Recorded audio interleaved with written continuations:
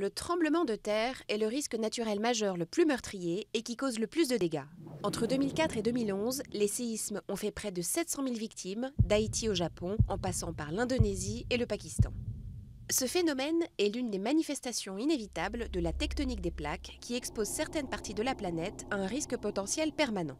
C'est le long des failles, zones de rupture dans la roche, que se concentre l'activité sismique, en général à proximité des dorsales, frontières entre les plaques tectoniques. Dans certaines régions du monde, ces immenses plaques se frottent, entrent en collision, s'enfoncent l'une sous l'autre.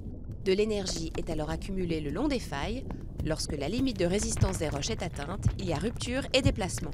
L'énergie accumulée est libérée, un séisme se produit. Après la secousse principale, des répliques se produisent. Parfois meurtrières, elles correspondent à des réajustements des blocs voisins de la faille. Ces frictions des différentes plaques de la croûte terrestre provoquent des secousses quasi permanentes, généralement imperceptibles par les humains.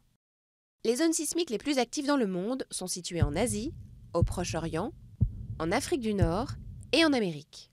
La gravité d'un tremblement de terre se caractérise par sa magnitude et son intensité.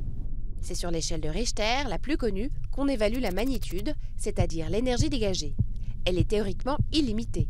Dans la pratique, aucun séisme n'a dépassé 9,5 depuis celui de 1960 au Chili. L'intensité indique les conséquences du séisme en surface. Elles sont déterminées par l'échelle macrosismique européenne qui comporte 12 degrés. D'une intensité 1, le séisme n'est pas ressenti. Le niveau 12 correspond à une modification totale du paysage.